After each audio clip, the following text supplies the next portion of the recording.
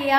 오늘은 어떤 내용에서 얘기를 할 거냐면, 지금 신규 분양 아파트 대출을 얼마 정도 받는데 2순위로 만약에 반월세나 이렇게 뺐을 때 지금 2순위로 들어가는 임차인 분들이 보증보험을 가입할 수 있는지. 야, 이거 떡상할 수도 있겠다. 꿀팁 드릴게요. 제가 발견한 거. 오늘 주택도시보증공사 허그에 통화를 했어요. 우리 연결이 진짜 안 되는 거예요. 아침부터 통화를 해서 제가 발견한 거예요. 지금 저희 손님이 지금 반전세를 내놨어요. 1억 3천에 제가 이렇게 하자고 했어요. 1억 3천에 20을 내렸는데, 제가 솔직히 이렇게 보면 어떤 생각 드세요? 대부분은 1순위가 없이 지금 1억 3천에 20을 한 거잖아요. 반전세로. 1순위로 해가지고 대부분은 우리가 했던 방식이 대출 없이 1억 3천에 반전세로 20을 받는 거예요. 근데 제가 지금 동문분들을 위해서 지금 알아봤어요. 1순위 대출을 잡고 2순위로 1억 3천에 20에 임차인 들어갔을 때 2순위잖아요. 근데 1순위 대출을 받고 1억 3천을 받으면 거의 분양가예요. 그러면 2순위로 불안하시잖아요. 그러면 이 불안을 해소하려면 뭐가 돼야 된다? 보증보험 가입. 지금 2순위로 1억 3천에 20, 1순위 선순위 대출이 임대인께 있지만 안 갚더라도 이거 보증보험 가입 가능해요. 꿀팁! 알아먹으려나 모르겠네요. 우선 못 먹더라도 해볼게요. 예를 들어볼게요. 지금 저희 손님이 1억 3천에 20에 내놓으셨잖아요. 그러면 그 주택도시보증공사 허그에서 보증보험이 들려면 조건이 있어요. 신규 분양 아파트는 KB 시세가 있어요? 없어요? 없죠? 그러면 뭘로 하겠어요? 분양가로 해요. 발코니 뺀 분양가. 그러면 동문이 분양가가 예를 들면 3억이에요. 그쵸? 근데 내가 분양가가 3억인데 3억 잔금을 쳐야 돼. 근데 내가 돈이 없어. 1억 3천에 20 받아놓고서는 해결이 안 돼. 그런 분들을 위한 유튜브예요. 1순위 대출을 얼마까지가 보증보험 회사에서 감수해서 2순위 임차인한테 보증보험이 되는지. 그러니까 보증보험이라는 거 뭔지 아시죠? 계약기간 만료일에 임대인이 보증금 상환을 안 했을 때 보증회사에서 먼저 임차인 돈을 줘요. 회사에서. 그러고 나서 구성권 청구를 보증보험회사에서 임대인한테 하는 거죠. 우리는 이제 돈 받고 나가기만 하면 돼요, 임차인들은. 그래서 3억인데 대출이 가능해요.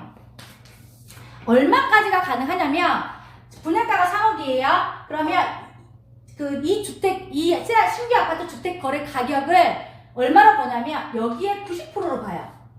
그러면 39, 27 2억 7천이 KB 시세라고 생각하시면 돼요. 2억 7천. 그럼 2억 7천을 할게요. 봐봐요. 2억 7천. 그쵸?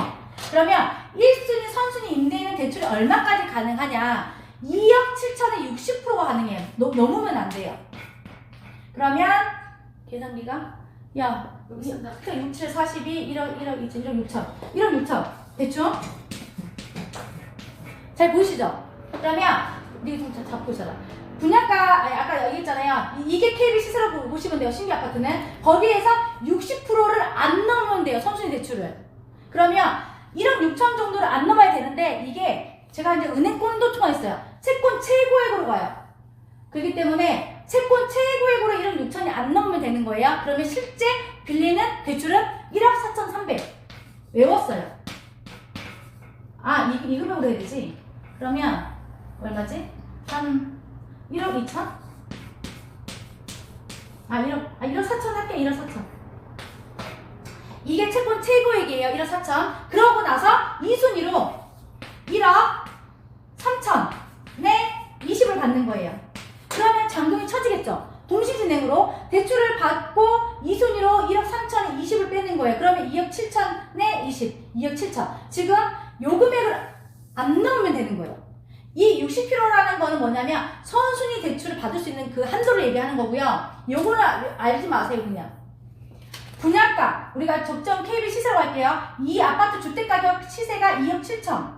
그래서 대출은 1억 4천, 채권 최고액 포함해서. 그리고 2순위로 1억 3천만 들어오면 2순위지만 보증보험 가입이 가능한 거예요. 뭔 말인지 아시겠죠? 이거는 모든 중개사님들이 알았으면 좋겠어요. 지금 올전수를 했을 때 분위기가 띄면서 안 나가. 그러면 지금 정보 진짜 좋은 것 같아. 그래서 그러면 1억 3천에 대해서 20 받잖아요. 대신에 설득을 뭘 해야 되냐면 봐봐. 어떤 손님은 저한테 매매를 내놓으려고 해요. 침대를. 제가 얘기하는 게 물건이 이렇게 많은데 나가겠어요? 나중에 파시라고 얘기하는 거예요. 생각을 해보세요. 많은 상황에서 내 물건까지 보태. 안 나간다니까요. 그러면 진짜 단순하게 접근하세요. 없을 때야 잘 나가겠지? 알겠죠? 그러면 봐봐요. 동문이 지금 매매해서 전세로 돌리는 사람이 늘고 있어. 그럼 전세가 또 많겠지? 그러면 그 중에 전세가 어떤 게 제일 먼저 나가겠어요? 싼 거. 근데 지금 전체적으로 손님이 없잖아요. 순천도 그렇고. 그러면 뭐겠어요? 주인이 손을 조금 봐야 돼. 차라리 대출을 받고 대출의 이자는 나가도 당연히 20만원으로 충당은 안 돼요. 제가 주인분들한테 뭐라고 얘기하냐면 이거를 마이너스로 파는 그 손해보다 이게 훨씬 이익이에요. 한 1, 2천이 나간다고 해도 이자로. 그럼 1억 4천에 대해서 이자가 나가고요. 이제 그 이자에서 어쨌든 20만원 충당이 되기 때문에 훨씬 손해가 덜 하잖아요. 그러니까 계속 마이너스 3천, 4천을 판다는 손님을 이제 명의만 된다고 하시면 이런 방식도 좋거든요. 여기에 이자 뭐 만약에 50만 정도 내가 난다. 여기 20만 원 받고 나서 그러면 1년이면 600만 원, 2년이면 1200만 원. 2년 뒤에는 파실 거 아니에요. 어쨌든 1200만 원 손해를 봤어. 그러면 나중에 2년 뒤에 솔직히 말하면 3, 4천 안 붙겠어요? 채야? 그죠? 그럼 남잖아요. 800이라도 벌잖아. 아니면 1800이라도. 그렇게 생각을 하셔야지. 근데 이해는 가요. 당장 상황이 안 좋다 보니까 향후 2년 뒤에도 상황이 올라갈지 안 올라갈지를 걱정을 하시잖아요. 물가 상승도가 있는데 올라가죠. 그러니까 이 방식 한번 진짜 생각해보세요. 대신에 자생활을 알려드릴게요. 말 이어서 가볼게요. 제가 야무지게 할 테니까 야무지게 들으셔요. 아마 이해가 안 갈 수도 있어요. 근데 제가 심층 분석을 하는 거는 나중에 궁금하시는 중개사님들이나 손님들 있으면 제가 얘기는 해드릴 건데 이게 또 복잡하진 않지만 신규 아파트다 보니까 무조건 이렇게 되는 건 아니에요. 그러니까 뭐냐면 이 순위로 저희 손님이 지금 보증보험을 들고 싶잖아요. 근데 신규 아파트는 입주 가능일부터 준공검사가 떨어지고 한 달이나 한 달 반쯤에 보전 등기가 나와요. 그러면 이 손으로 들어오시면 이분이 현금이었을 때는 상관없어요. 현금으로 들어왔을 때는. 근데 현금으로 들어오시는 분들도 보전 등기가 나야지 보증보험에 가입이 가능해요. 그러면 전세 잔금을 쳐요. 여기 이순이 그 반전세 잔금을 쳐요. 근데 입주를 먼저 하시고요. 2월 동문 예를 들게요. 2월 중순이나 3월 초에 보전 등기가 나면 보증보험 가입을 하시면 되고요. 이제 어려운 게 뭐가 있냐면 1억 3천의 임차인이 하필이면 대출을 받고 오신 분이 분명히 있죠. 매각서 대출 전세자금 대출은 가능하다 이거야. 봐봐야겠다. 1억 3천에 대해서 또 다른 거에 돈이 현금 1억 3천이 있지만 또 다른 거에 뭐 투자를 할 수도 있고 유용하게 쓰려고 대출을 받는 분이 있어요. 전세자금 대출 1억 3천에 20반 월세에 전세자금 대출을 받게 됐을 때 이때도 보증보험이 가능하냐? 가능은 해요. 가능. 오케이. 근데 정부 상품만 가능해요. 그게 뭐냐면 전세금 안심대출이라고 정부 상품이 있어요.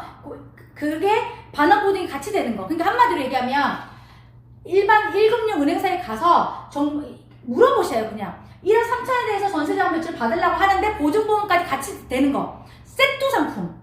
제가 이거 허그 그 상담사가 세트 상품이라고 계속 얘기하는 거예요. 그래서 제가 그러면 제일 편한 거는 제가 손님들한테 이렇게 설명하는 것보다 대출 받는 본인이 가서 보증보험 가입을 하려고 하니까 거기에 연결된 대출을 해주라고 하면 어차피 은행 일반 상품은 안 돼요.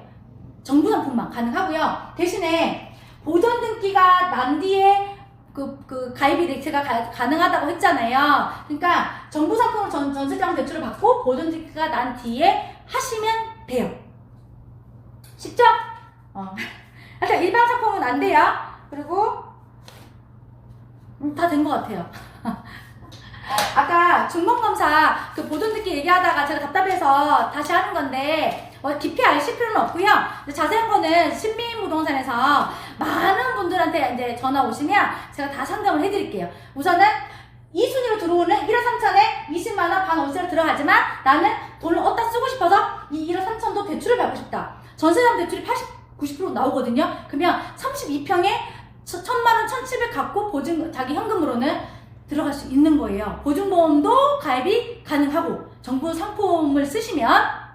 그러면 오늘 저는 이게 너무나 엄청난 꿀팁이라고 생각해요. 내년에 그 입주하는 뭐 새 아파트들 뭐 전국적으로 많잖아요. 걔네들이 뭐 우리보다 분양가는 더 높겠지만 저희는 딱 그거 봐봐요. 아까 그 손님 같은 경우는 아까 그 물건 아까 예를 든 거 분양가가 지금 요거를 마지막에 해드릴게요. 분양가가 아까 그 동문을 예를 들어볼게요. 동문이 3억 2,200이야. 그러면 1순위 대출을 1억 4,300을 해야 돼요.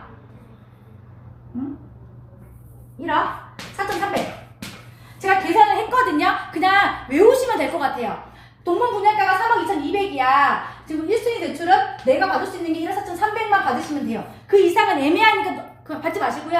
2순위로 이거 빼세요. 반전세. 그러면 어쨌든 여기 이자가 나가지만 월전세 싸게 빼서 자기도 투자금이 많이 들어갈 것 같으면 차라리 이게 훨씬 더 이익이에요.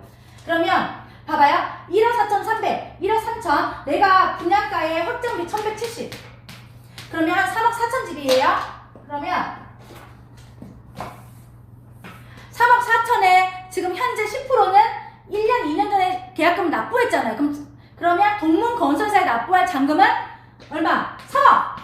지금 3억이 잔금이 남아있어요. 근데 1억 4,300을 받고 2순위로 1억 3천을 빼잖아요. 그러면 둘이 합치면 얼마야? 1억 7,300. 그러면 3억에서 아니지 2억 7,300. 2억 7,300. 그럼 내 투자 금액은 007, 9, 2,007 맞냐? 2,000 맞아. 그러면 자기가 현금 준비해야 될 잔금이 얼마? 2,700. 괜찮죠? 모두들 이자 내는 거 지금 이런 판국에 내가 뭘 손해보니 어쩌냐. 내가 봤을 때는 전세 싸게 빼는 게 손해예요. 자기 전세. 차라리 대출 받고 1억 3천에 그 반전세 빼고.